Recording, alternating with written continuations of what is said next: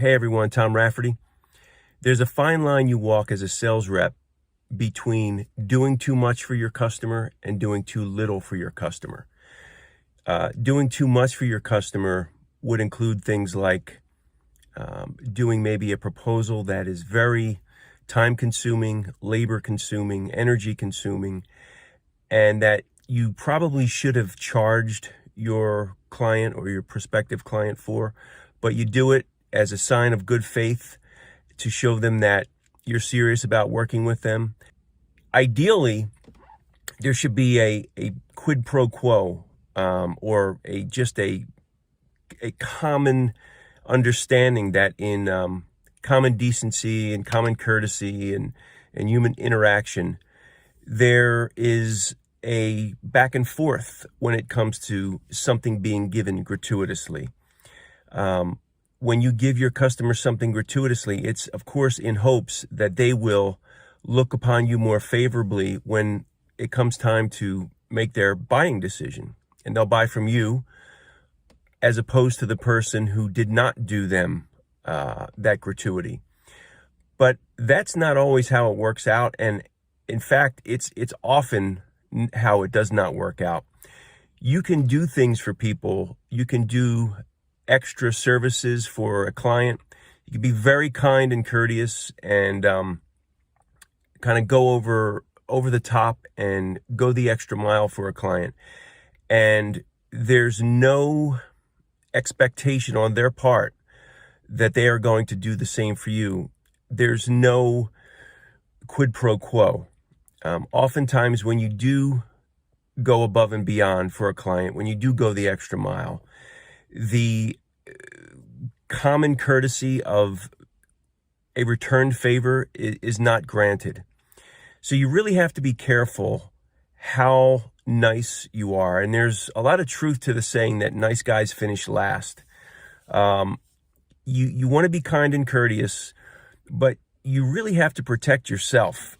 This is not a world where you can go out with blinders on and be very naive and think that all of your kindness is going to be returned to you, because it's really not. And that's in life as well as in business. So, but from a practical standpoint, you're in business to make money. You're in business to make your boss money, your employer money, or yourself money if you're self-employed.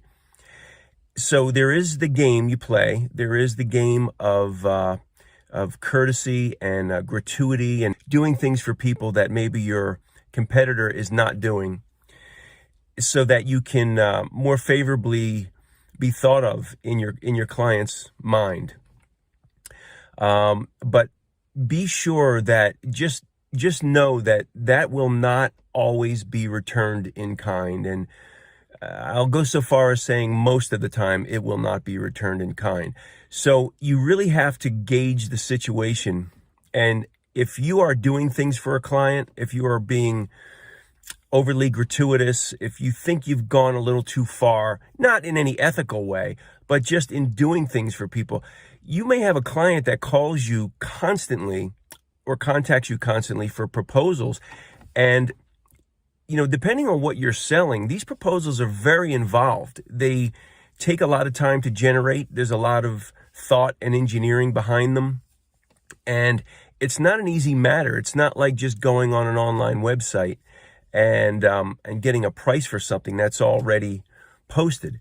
A lot of times these are very customized proposals, and none of the apparatus to generate these proposals is online yet. It all has to be done by humans. It can be done online, but it's often not yet anywhere near even beginning to be implemented online. So it's got to be done by a human being, and it takes up a lot of time and energy. And you give these proposals, and then the person will just go to the proposer who gave them a lower price. If you're in sales, you've probably seen this countless times. I know I have. I've gone above and beyond for a client, dropped everything, gone out, looked at their project, spent time there, took photos, took measurements, generated a proposal, often not by myself. A lot of times there's inside salespeople involved in generating these proposals, along with the outside salesperson, which I was. A lot of times there's engineers involved, technical staff. A lot of time and energy goes into a lot of these proposals. So you'll do a few of them for a client thinking, well, I've done a few of these. Certainly they're going to give me one of these sales soon. And sometimes it just never happens. And you could do this several times and nothing ever comes of it. You are, quite frankly, you're taken advantage of. You're used as that third or second or fourth proposal that they're required to get before they decide to purchase something. And that wears you out over time, or at least it should wear you out over time. And if it doesn't wear you out over time, mentally and physically, you're probably not going to be at your job very long, because your boss is certainly going to see it's wearing out their resources. So you really have to be careful how much you give a client.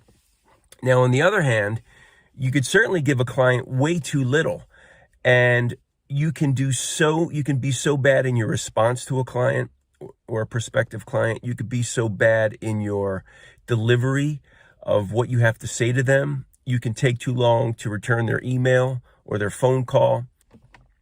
Another vendor might get them their proposal back in 2 hours, and you took 2 days or 2 weeks, maybe. And that's not uncommon. Now, the magic point, the sweet spot, is when you are fast and inexpensive.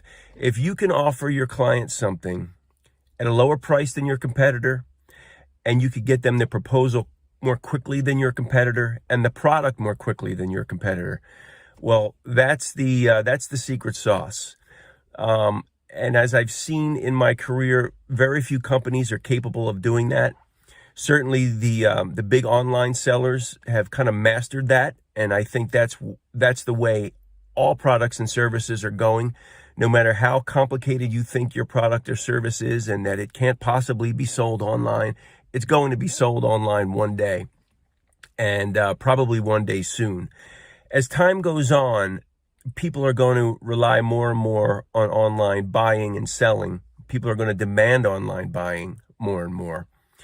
But until we get completely online, and I don't know when that day's coming, but you need to really be aware of this ballet, this dance of, are you doing too little or too much for your client?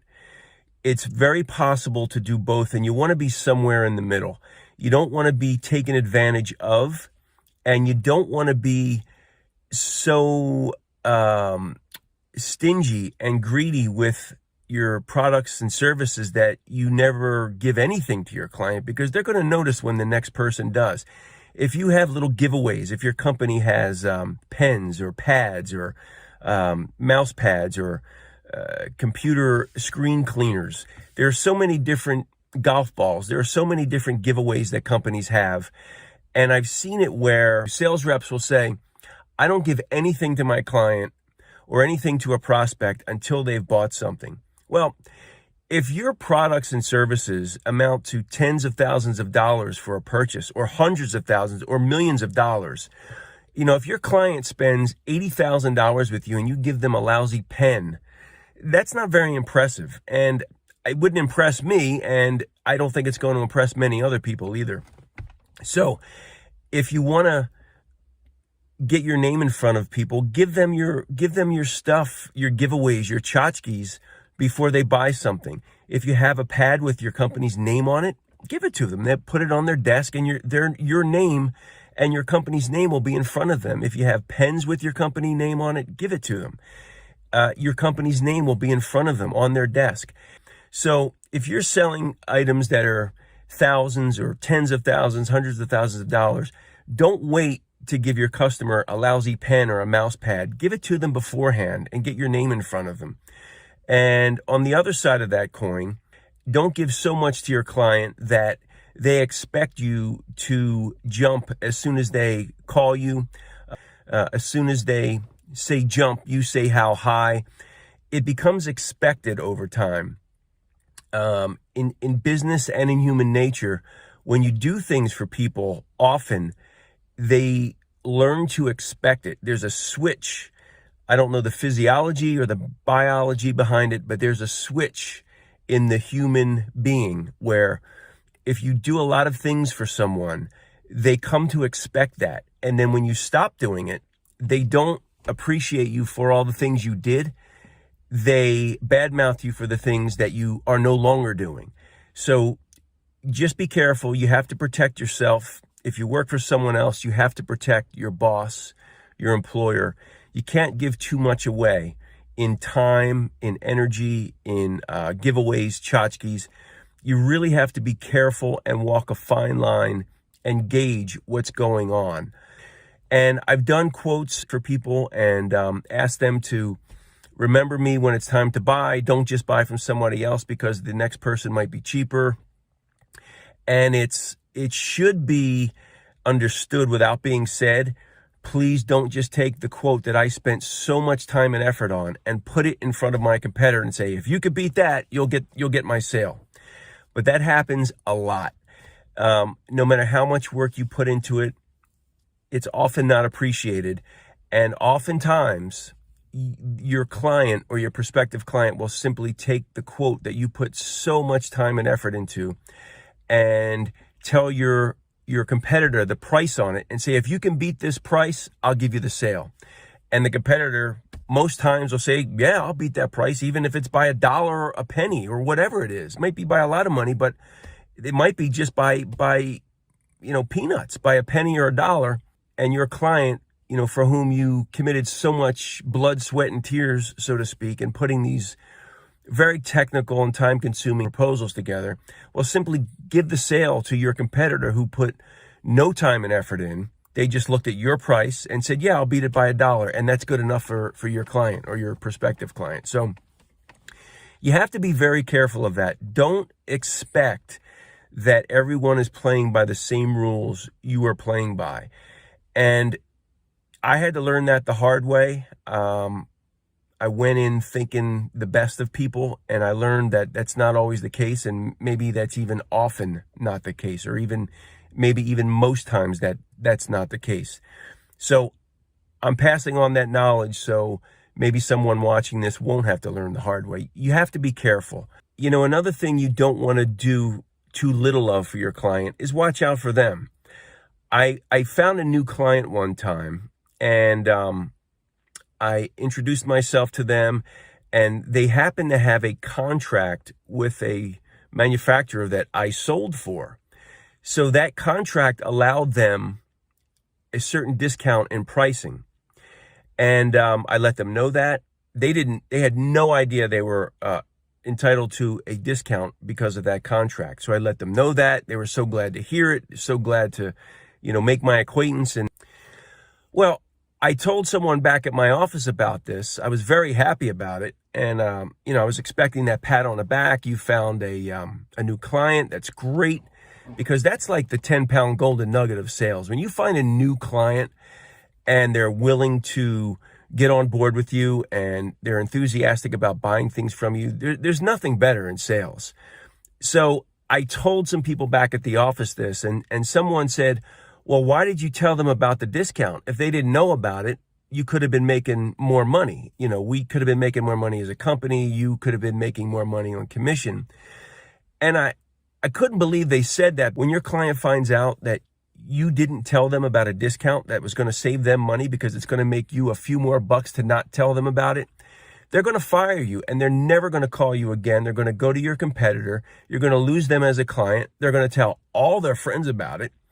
And it's not worth it. It's not only unethical and shady, it's foolish. You got to walk a fine line. It's tension pulling both ways. Your employer's pulling you one way, your client's pulling you the other, and you're in the middle. But really, you're in a unique position because you're kind of on your side. You need to satisfy your employer so you don't get fired, but you need to satisfy your client so you don't get fired. It's a precarious position that every sales rep has to walk, and you need to learn to walk it with grace, and you need to be nimble. You need to be careful. So I think that's about it for now. You have to realize in business that there is a give and take. When it works well, it's beautiful because you're both happy with what you gave and you're both happy with what you came away from. No one walks away from a business transaction unhappy when business works correctly. No one is taking advantage of someone. No one is giving more than they're getting. It's really a beautiful thing. It's a dance. It's a tightrope you have to walk. And as you go on in sales, you get better and better at it. But you have to be aware of it in the beginning so you don't cement your thoughts and actions one way or the other. You don't want to get in the habit of giving too little to a client or giving too much to a client. So be aware of it as early as possible in your career. Stay aware of it and get better at it all the time. Please subscribe to this channel. Thank you, and I'll see you next time. Bye.